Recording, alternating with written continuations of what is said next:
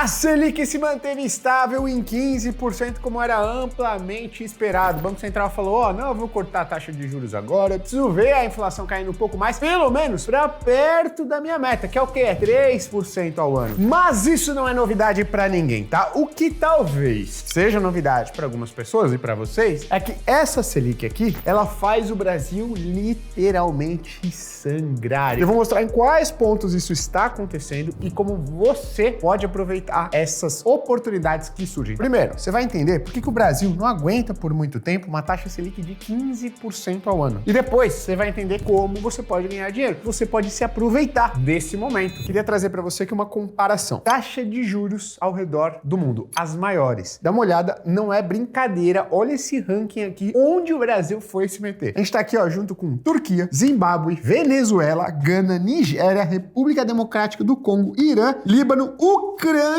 que está em guerra há quanto tempo? Há anos, há praticamente 3 anos, e aí vem o Brasil com uma das maiores taxas de juros do mundo. É engraçado, né? Quando a gente vai falar de educação, economia, crescimento, atividade, produtividade, o Brasil tá no ranking na ponta oposta. Quando a gente olha aqui juros, opa, o Brasil tá lá, figura entre os primeiros. Todos esses países aqui, eles estão passando por situações extremamente complicadas. Se você for pegar a Turquia, tá lá com processo de hiperinflação. Zimbábue, a mesma coisa. Venezuela, a mesma coisa. Gana, Nigéria, República Democrática do Congo, dá pra gente colocar. Ou eles estão passando por um processo de inflação muito alta, ou conflitos internos. E Irã, Líbano e Ucrânia estão, obviamente, com inflação alta, mas principalmente por conta de conflitos armados, guerras. Só o Brasil que tá aqui, com a guerra particular dele, a guerra interna dele. Mas isso aqui é taxa de juros nominal. Vou até colocar um Nzinho aqui. Tem a taxa de juros real. O que é a taxa de juros real, Gui? E por que ela é a mais importante? Taxa de juros nominal mostra, de fato, qual é a taxa básica de juros de um país. Mas, se a taxa básica de juros de um país é de 100% e a inflação é de 110% em um ano, o que isso significa? Que apesar de você ter investido em um título, né, super conservador de um país, te rendeu 100%, ou seja, dobrou o seu dinheiro, você perdeu mais em termos de poder de compra. Ou seja, as coisas que você consome, compra no dia a dia, semana a semana, mês a mês, mais do que dobraram de preço. Então a sua taxa de juros real é negativa. Você emprestou dinheiro pro seu governo, ele dobrou o seu dinheiro em um ano e mesmo assim, tu perdeu dinheiro, tu perdeu 10%. Então esse é o conceito de taxa de juros real. Taxa de juros menos a inflação. Agora a gente vai olhar a taxa de juros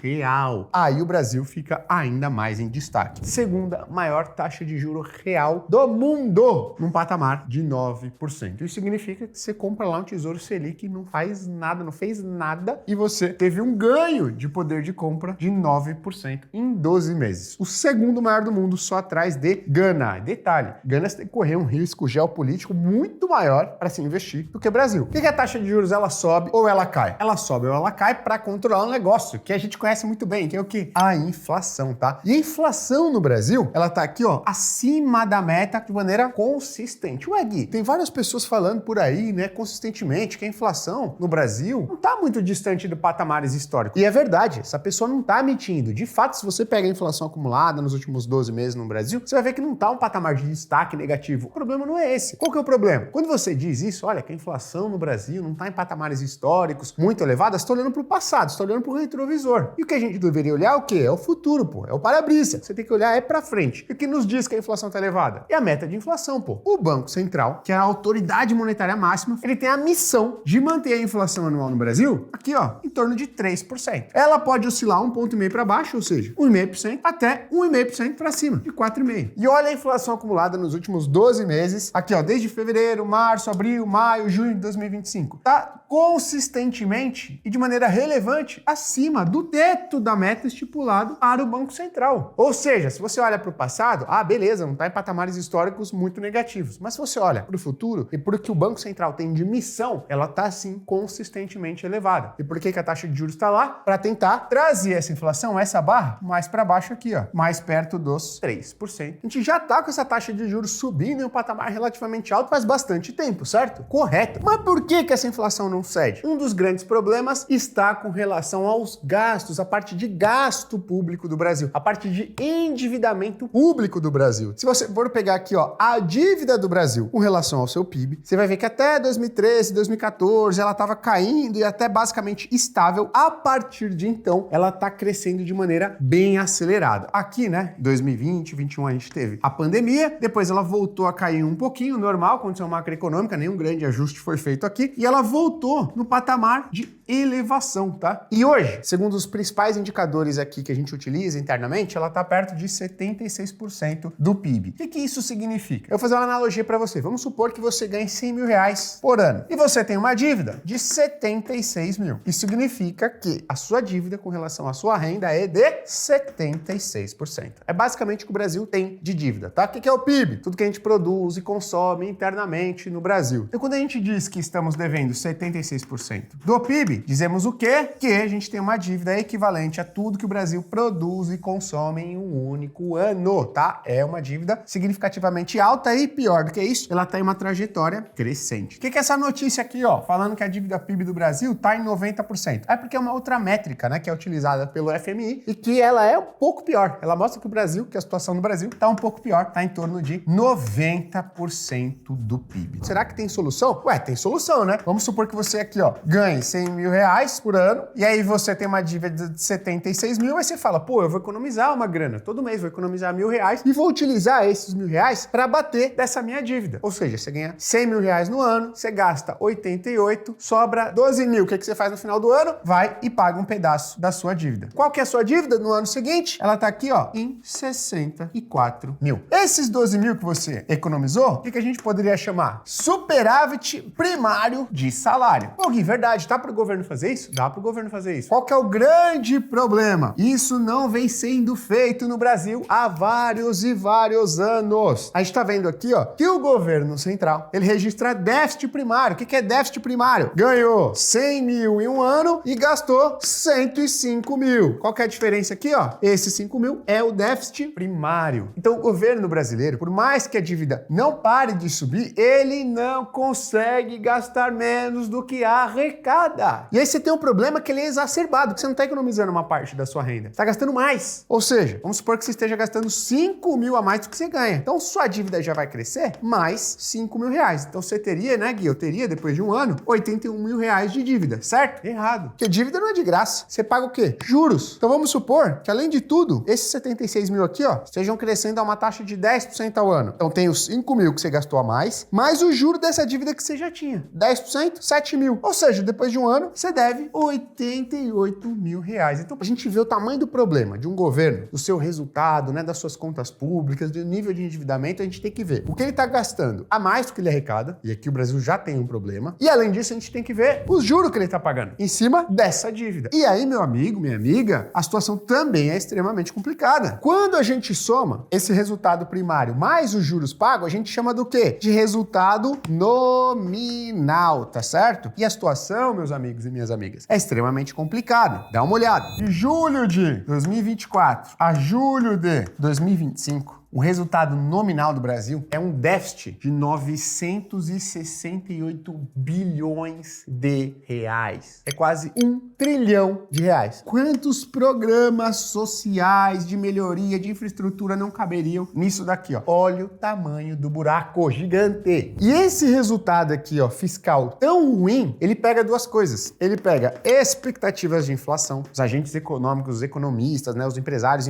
falam, caraca, olha a situação fiscal do Brasil. Cara, a expectativa de inflação vai ser alta. E a expectativa de inflação elevada, ela pressiona o quê? A própria inflação, tá certo? Então a gente não consegue enxergar um alívio na inflação enquanto a gente está nessa situação fiscal extremamente delicada, tá bom? Pô, Gui, mas além da inflação, isso daqui pega a economia, pega o nosso dia a dia, nossos amigos, familiares, eu, no meu trabalho? Pega sim, tá? Esses indicadores mostram o impacto que isso aqui começa a ter no dia a dia da economia brasileira. Então esse gráfico aqui é da Dália Capital, né, uma gestora de investimentos, e eles montaram um gráfico mostrando qual que é a surpresa no Brasil com relação às vendas no varejo e produção industrial. Então você vê, ó, que a surpresa foi bem positiva e agora ela começa a cair, indicando que o quê? Essa taxa Selic de 15%, essa inflação persistentemente acima de 5%, começa a ter efeito real na atividade econômica brasileira. E isso começou a embicar, ó, mais recentemente, no último trimestre. A gente consegue ver também que o número de recuperação judicial tá batendo recorde em 2025. O que é recuperação judicial, Gui? Quando a empresa chega e fala, ó, já era, não consigo mais arcar com meus compromissos, justiça, vem aqui, vamos encerrar as operações, vamos tentar renegociar a dívida para ver se eu consigo continuar a fazer alguma coisa. Tá o sinal de que a empresa, ó,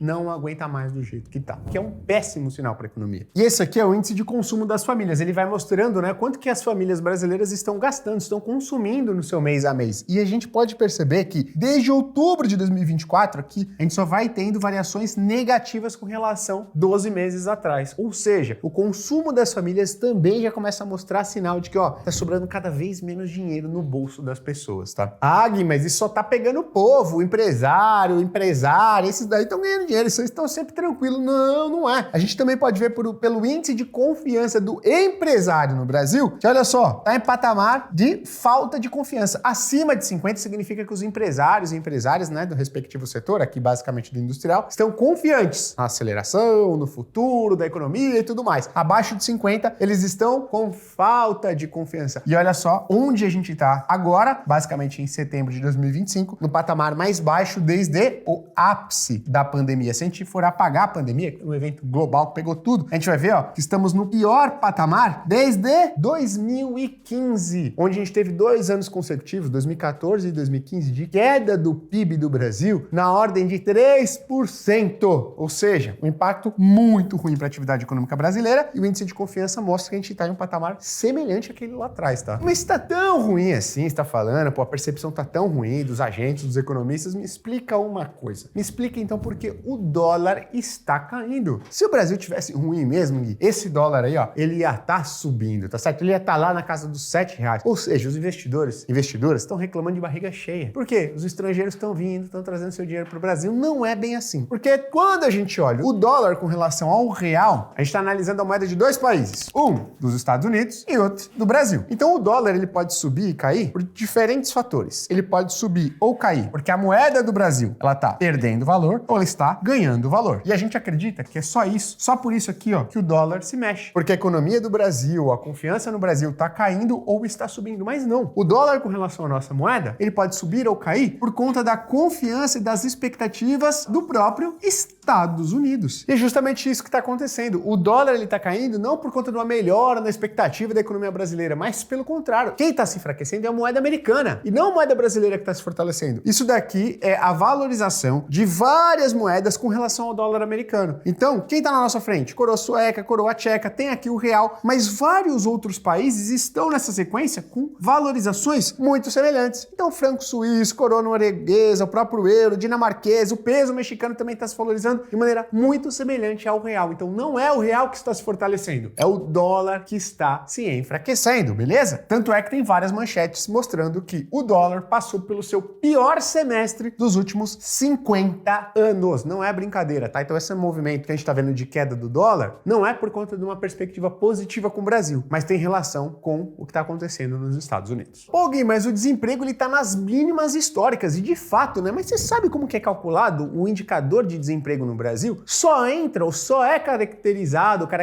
como desempregado e desempregada quem de fato está procurando emprego. Quem não está procurando emprego não entra na categoria desempregado. E tem um outro fator. A gente pode estar vendo agora um desemprego em mínima histórica, mas os efeitos, né, da taxa de juros a 15%, eles são defasados, ou seja, eles demoram um tempo para acontecer. Não é de uma hora para outra. Quando as empresas elas começam a perder a confiança, que elas demitem as pessoas no Brasil. Isso precisa persistir por alguns meses. Ou seja, muito provavelmente, esse desemprego nas mínimas históricas deve começar a se reverter nos próximos meses, tá? É o que a gente chama de efeito defasado da política monetária, ou seja, todo aumento ou queda da taxa de juros, ele demora alguns meses e às vezes alguns semestres para impactar a atividade econômica real. Então a gente fez um estudo aqui para mostrar em quantos meses uma alta ou queda de juros leva leva, em média, para impactar alguns indicadores da economia brasileira. As expectativas de inflação, o câmbio, o canal de crédito, a demanda, a inflação por completo e o emprego. E a gente vai ver, ó, que são mais ou menos 18 meses para que uma alta da taxa de juros ela chegue a impactar efetivamente e basicamente em sua totalidade o nível de emprego no país. Ou seja, é mais de um ano, é um ano e meio até que uma alta da taxa de juros tenha um impacto final na sua taxa de desemprego. Muito provavelmente a gente vai enxergar um aumento do desemprego nos próximos meses. Todos os outros indicadores acusam para isso. Acusam para uma desaceleração da economia brasileira e, consequentemente, um aumento do nível de desemprego. Então o que a gente está vendo? A gente está vendo sinais já iniciais de que a atividade está desacelerando. E quando a atividade começa a desacelerar, você tem uma taxa Selic em nível historicamente muito elevado, você tem um câmbio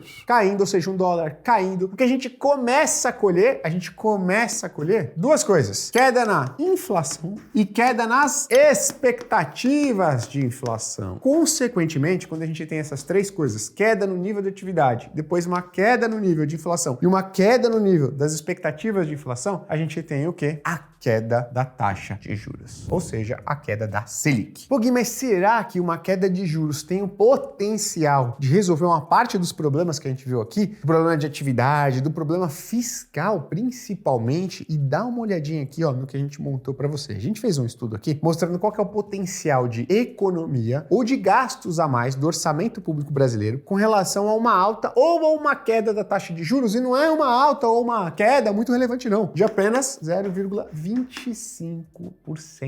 E olha só, se hoje o Banco Central chegasse e falar o seguinte: vou cortar a taxa Selic de 15% para 14,75% ao ano. Quanto que a gente ia gastar de juros nesse período? Mais ou menos 240 bilhões de reais. Isso é muito ou é pouco, Gui? Se a Selic se mantém em 15%, a gente gastaria 244 bi. Ou seja, 0,25% em aproximadamente 4 meses fariam a gente economizar 4 bilhões de reais. 4 meses. E só 0,25%. Do outro lado, lado negativo também, né? Se sobe 0,25%, a gente não gastaria 244 bi de juros. A gente gastaria mais ou menos 248 bilhões de reais só em juros. Ou seja, 4 bilhões de reais a mais em juros, tá? Ou seja, a alta e a queda da taxa de juros tem o poder de voltar a aquecer a economia brasileira e, se feita da maneira correta, tem o poder, inclusive, de aliviar aqui, ó, o nosso problema fiscal. Através do quê? Através de um pagamento menor de juros. Ô Gui, mas 4 bilhões não é pouco. A gente estava vendo lá que o déficit nominal era de quase 1 trilhão. Será que não é muito pouco esses 4 bilhões? E se eu considerasse esse 0,25 a menos de juros durante um ano inteiro? Ou seja, em 4 meses mais ou menos, eu economizo 4 bi. Em um ano, eu economizaria mais ou menos 12 bilhões de reais. E só para você ver o quanto esse valor é relevante, a gente está discutindo agora uma proposta do quê? De tributação de dividendos. Porque a galera fala, né? Todo mundo fala, é uma sacanagem os dividendos não serem tributados no Brasil. Tudo bem, se a gente tributar os dividendos, quanto que a gente vai arrecadar mais ou menos com essa proposta? Entre 9 a 25. Então, alguns economistas que eu respeito estimam uma arrecadação de mais ou menos 12 bilhões de reais com essa proposta de tributação dos dividendos. Ou seja, 0,25% a menos na taxa de juros tem um efeito, ou pode ter um efeito tão relevante quanto uma proposta de tributação dos dividendos no Brasil. Cortar a taxa Selic em 0,25% ao ano é sim muito relevante e pode ajudar bastante o Brasil na sua questão fiscal. E qual que é o ponto? A queda de juros muito provavelmente está chegando. Ela está muito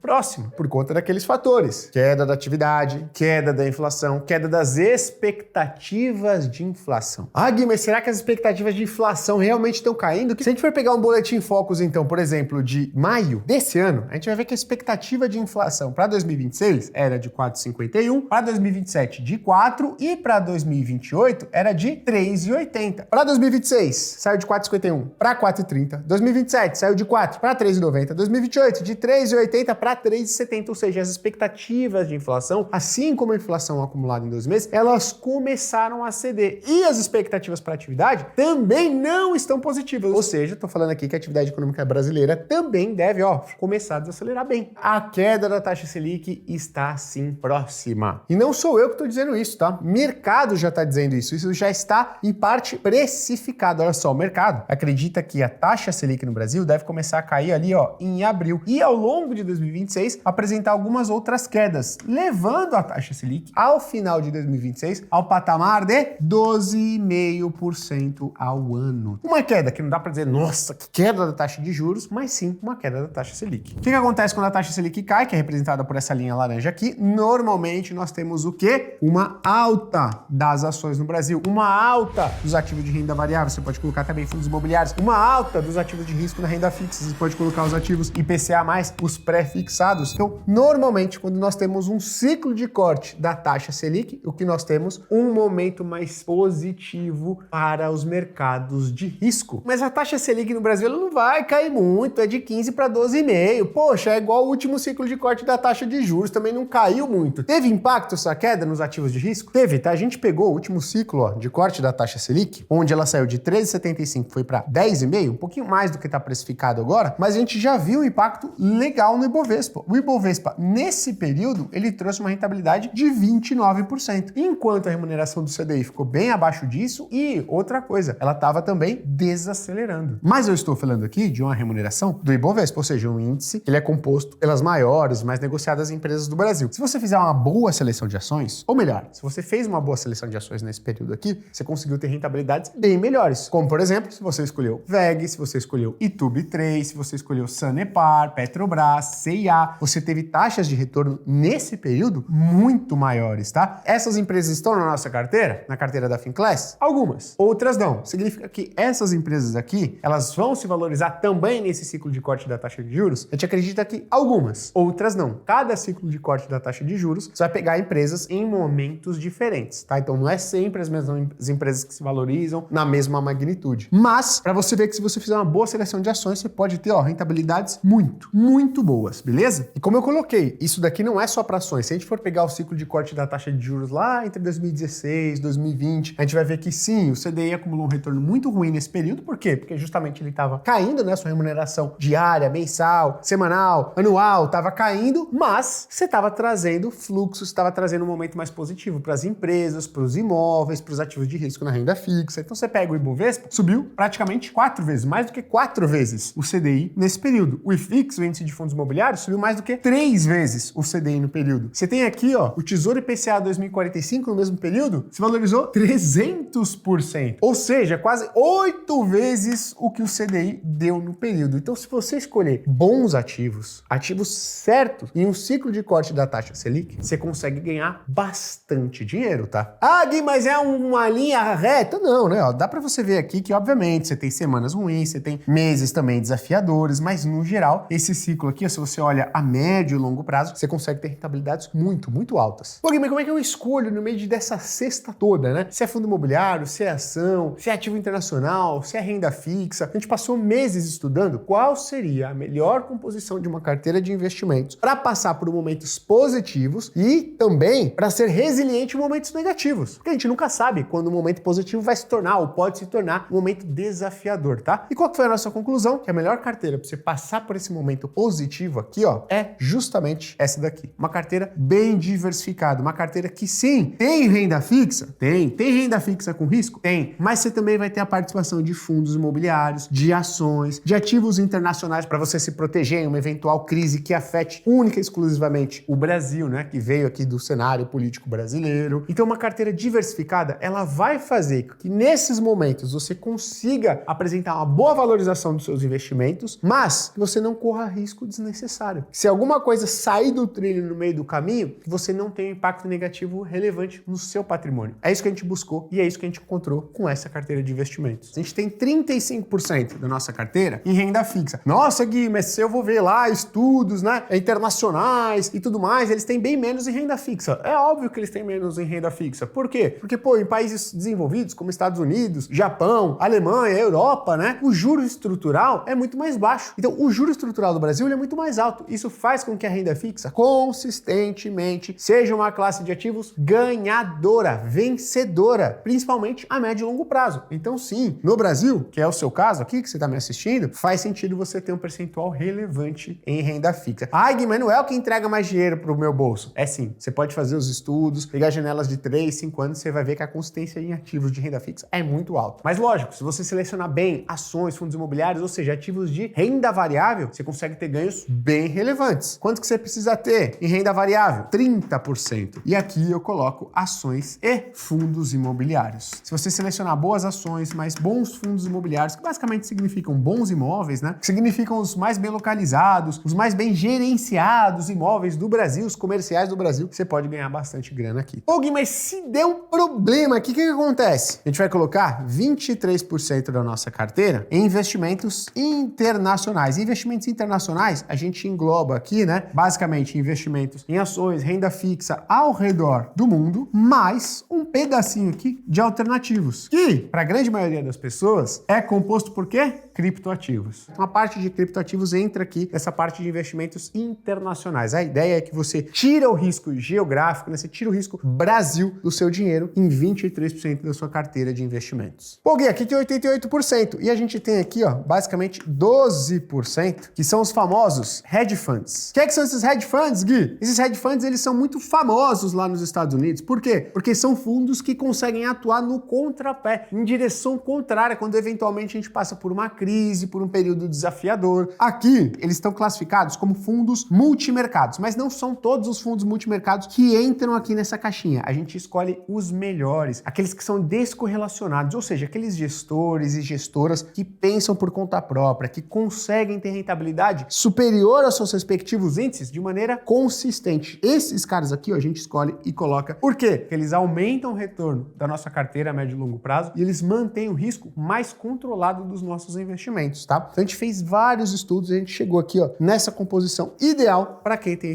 a sua grana aqui no Brasil. Pô, Gui, mas será que faz sentido? Será que dá resultado? Bom, aqui tá o resultado, ó. Nossa carteira desde o início, essa linha azul, contra o Ibovespa, ela supera todos os índices do mercado brasileiro, tá? Ibovespa, IFIX, SDI, supera todo mundo. E ó, você pode ver que as quedas são muito menos, ó, dramáticas e profundas do que a do Ibovespa, ou seja, uma carteira que consegue te entregar a grana a médio e longo prazo sem que você corra esses riscos aqui, ó, de queda relevante no seu patrimônio. É isso que uma carteira diversificada, bem montada, pode fazer por você. E o resultado já tá aparecendo. Olha só, no ano, as nossas ações já estão se valorizando mais de 30%. A parcela de renda fixa, aquela com risco de mercado, já tá dando quase 13%. Fundos imobiliários, mais de 12%. Enquanto o CDI, né, tá entregando algo perto de 9% no ano. Ou seja, estamos conseguindo entregar grana, dinheiro, valorização no bolso dos nossos assinantes. Ué, Gui, mas como é que eu escolho esses ativos, essas ações e tudo mais? Você não precisa escolher, porque nós podemos fazer isso por você. Então, para você conseguir esse tipo de remuneração aqui e até mais em um ciclo positivo, um ciclo de corte da taxa Selic, você pode contar com a ajuda dos 15 analistas de investimento da Finclass, que estão selecionando, ó, todos esses ativos aqui para você, tá? O Lucas, por exemplo, ele conseguiu 80% de valorização nos seus investimentos internacionais e muito disso com a ajuda da Finclass. No dia 24 de setembro, você vai ter tudo isso daqui pela metade do preço da assinatura da Finclass. Então não deixa para depois. Faz agora a sua inscrição e aproveite. Essa condição ela só vai valer lá pro dia 24 de setembro e apenas para quem estiver inscrito na lista VIP. Ou seja, se quiser clicar no link aqui embaixo ou escanear o QR Code que está aparecendo na sua tela e garantir o seu nome nessa lista VIP do dia da independência financeira da Finclass. Assim você não vai correr o risco de perder essa chance de transformar o seu futuro financeiro com a ajuda da maior plataforma de educação financeira do Brasil.